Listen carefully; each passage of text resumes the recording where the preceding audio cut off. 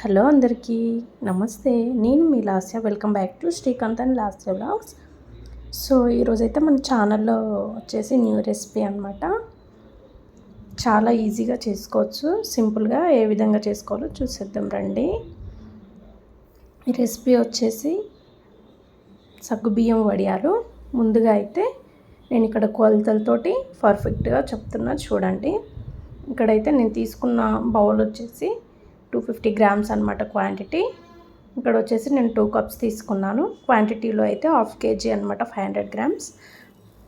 అలాగే సగ్గుబియ్యం మనం 1/2 kg ఉప్మా రవ్వ తీసుకుంటే 250 గ్రామ్స్ సగ్గుబియ్యం తీసుకోవాలి. ఈ విధంగా మంచిగా ఫైన్ పౌడర్ చేసుకోవాలి. మనం అప్పడాలు ప్రిపరేషన్ కోసం ముందుగా అయితే ఒక మందపాటి పెద్దగా ఉండే బౌల్ పెట్టుకోవాలన్నమాట.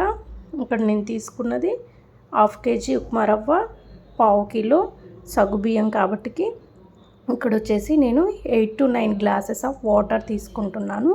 అంటే ఆల్మోస్ట్ కొలతలతో చెప్పాలంటే 3 లీటర్స్ ఆఫ్ వాటర్. ఈ విధంగా తీసుకుంటేనే మనకు పర్ఫెక్ట్ కన్సిస్టెన్సీ వస్తుంది. సో ఈ విధంగా మనం సరిపడా వాటర్ తీసుకొని మనం వాటర్ అనేది మంచిగా మరిగించుకోవాలన్నమాట. వాటర్ అనేది మనం పర్ఫెక్ట్గా మరిగితేనే టెక్స్చర్ అనేది మంచిగా వస్తుంది. సో ఈ విధంగా ఫైన్ పౌడర్ చేసుకున్న తర్వాత వేరొక బౌల్లోకి ట్రాన్స్ఫర్ చేసుకొని ఈ బౌల్లో కూడా మనం ఈ పిండి అనేది మునిగేంత వరకు వాటర్ తీసుకోవాలన్నమాట. నేను అక్కడ బాయిల్ చేసుకోవడానికి 3 లీటర్స్ వాటర్ తీసుకున్నాను. ఇక్కడ వచ్చేసి 1.5 లీటర్ వాటర్ తీసుకోవాలన్నమాట. మంచిగా మనకు పిండి అనేది నానిపోతుంది, తొందరగా ఉడికిపోతుంది, పర్ఫెక్ట్ కన్సిస్టెన్సీ వస్తుందన్నమాట. సో ఇక్కడ వచ్చేసి మనకు వాటర్ అనేది బాయిల్ అవ్వడం స్టార్ట్ అయింది. ఈ విధంగా బాయిల్ అవ్వడం స్టార్ట్ అయ్యాక మనం రెసిపీ అనేది స్టార్ట్ చేయొచ్చు.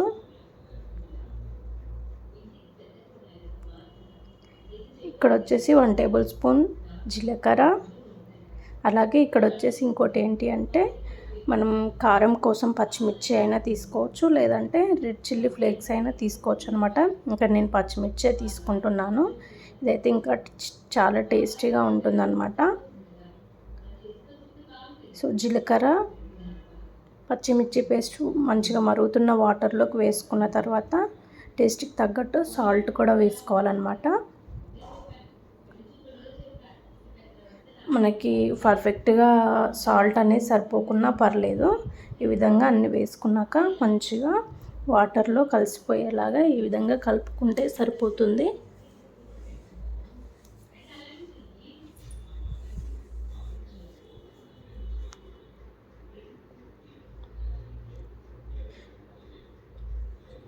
మనకి వాటర్ అనేది కూడా మరగడం స్టార్ట్ అయిపోయాక మనం ప్రిపేర్ చేసుకున్న ఉప్మా రవ్వ అండ్ సగ్గుబియ్యం బ్యాటర్ వచ్చేసి మనం వాటర్లోకి వేసుకోవాలన్నమాట. మనం రైస్ ప్రిపేర్ చేసుకునేటప్పుడు ఇలా ఎసరు మరగగానే మనం రైస్ వేస్తాం కదా, సేమ్ అదే విధంగా ఇది కూడా అనమాట. ఇక్కడ వచ్చేసి లో ఫ్లేమ్లో పెట్టుకుంటూ మంచిగా కలుపుతూ ఈవెన్గా కలుపుతూనే ఉండాలి కంటిన్యూగా. అలా అయితేనే మనకి ఉండలు అనేది కట్టకుండా మంచిగా మనకి కన్సిస్టెన్సీ అనేది లూజుగా ఉండే విధానంగా చూసుకోవాలి. అలా ఉంటేనే మనకి అప్పడాలు అనేది పర్ఫెక్ట్గా వస్తాయి. కంటిన్యూగా లో ఫ్లేమ్లోనే ఉండాలన్నమాట. కంటిన్యూగా కలుపుతూనే ఉండాలి. ఈ విధంగా మనకు కలుపుతూనే ఉంటేనే కంటిన్యూగా కింద ఉండలు అనేది కట్టకుండా అడుగంటకుండా పర్ఫెక్ట్గా వస్తుంది. ఈ విధంగా మంచిగా ట్రై చేయండి. సమ్మర్లో మనకి ఇది ఎండలో పెట్టకుండా ఓన్లీ ఇంట్లోనే 2 డేస్లో మంచిగా ఆరిపోయే విధంగా ఉంటాయి అప్పడాలు. ఫ్యాన్ కింద ఆరబెట్టుకుంటే సరిపోతుంది.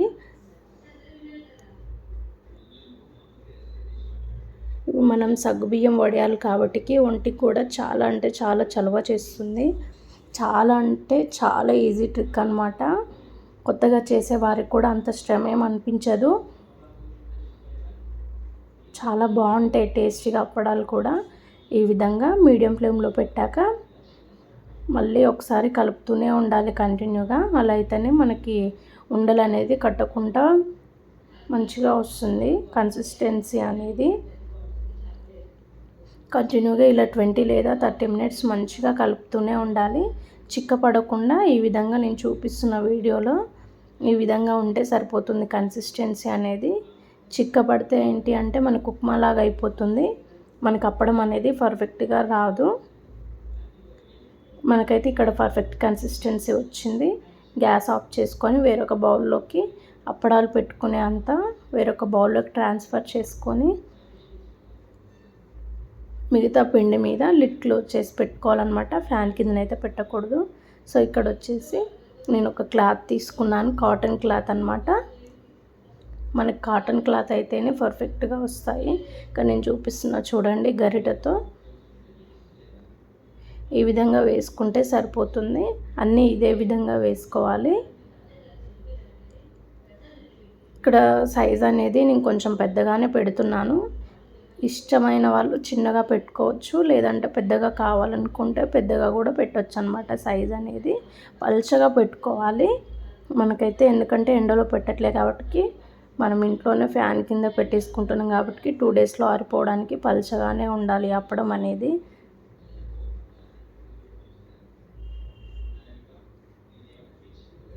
ఈ విధంగా పిండంతా ఇలానే పెట్టేసుకుంటే సరిపోతుంది. సో మనకు 1/2 kg ఉప్మా రవ్వ, 250 grams సగ్గుబియ్యం కాబట్టి ఆల్మోస్ట్ ఒక 3 plates వరకు మనకి ఈ అప్పడాలు అనేది ఆరిపోయాక 3 plates వరకు అప్పడాలు వచ్చేస్తాయి ఈజీగా.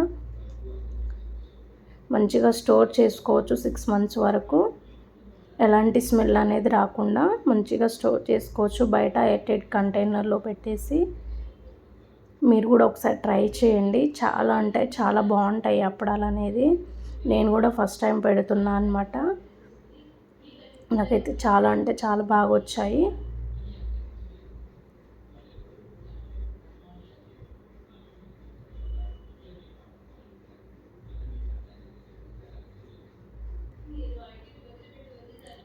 ఈ విధంగా అన్నీ ఆరబెట్టేసుకోవాలన్నమాట ఫ్యాన్ కింద.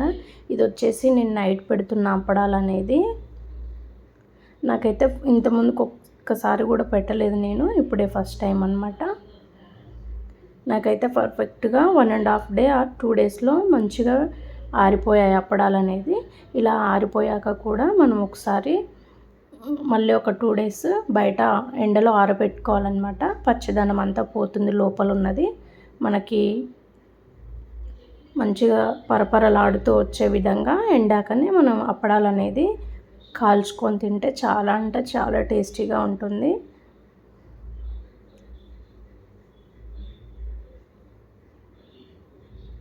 ఈ విధంగా పెట్టేసుకోండి, మీరు తీసుకున్న క్లాత్ క్వాంటిటీని పట్టేసి.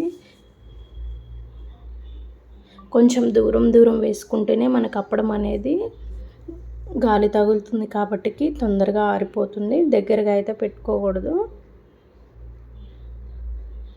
ఇదే విధంగా మనకు సగ్గుబియ్యం అప్పడాలు అనేది ఉప్మా రవ్వ ప్లేస్లో బియ్యం పిండి కూడా తీసుకొని వేసుకోవచ్చు అనమాట. ఇక్కడ చూడండి, నాకైతే 2 days తర్వాత మంచిగా ఈ విధంగా అప్పడాలు అనేది ఆరిపోయాయి. ఇక్కడ నేను అప్పడాలు ఏ విధంగా తీయాలో చూపిస్తా చూడండి.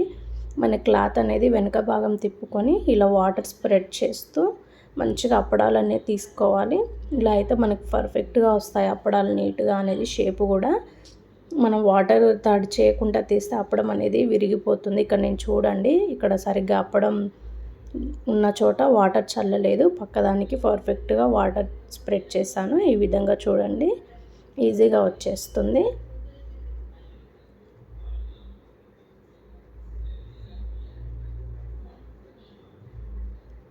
ఈ విధంగా పల్చగా ఉంటే అప్పడాలు అనేది చాలా అంటే చాలా టేస్టీగా ఉంటాయి. ఇక్కడ చూడండి, నేను అప్పడం కింద చేయబెడితే ఎంత క్లారిటీగా అవుపిస్తుందో ఈ విధంగా ఉండాలన్నమాట. సో ఇక్కడ వచ్చేసి నేను మళ్ళీ ఒకసారి వాటర్ స్ప్రెడ్ చేశాక ఈ అప్పడం కూడా మనకు పర్ఫెక్ట్గా వచ్చింది. ఈ విధంగా అన్ని అప్పడాలు ఒకేలాగా తీసుకుంటే సరిపోతుందన్నమాట. ఒక 2 days మళ్ళీ బయట ఎండలో ఆరబెట్టేసుకొని పప్పులోకైనా నార్మల్గా స్నాక్స్ లాగానైనా ఈవినింగ్ స్నాక్స్ లాగా మంచిగా యూజ్ చేసుకోవచ్చు. ఇప్పుడు పిల్లలకు కూడా హాలిడేస్ కాబట్టికి వాళ్ళకి స్నాక్స్ లాగా కూడా ఇవ్వచ్చు అనమాట. చాలా అంటే చాలా టేస్టీగా ఉంటాయి. అన్నీ ఈ విధంగానే వాటర్తో స్ప్రెడ్ చేసుకుంటూ తీసుకుంటే చాలా పర్ఫెక్ట్గా వస్తాయి. పెద్ద ఇబ్బంది ఏం పడాల్సిన అవసరం లేదు.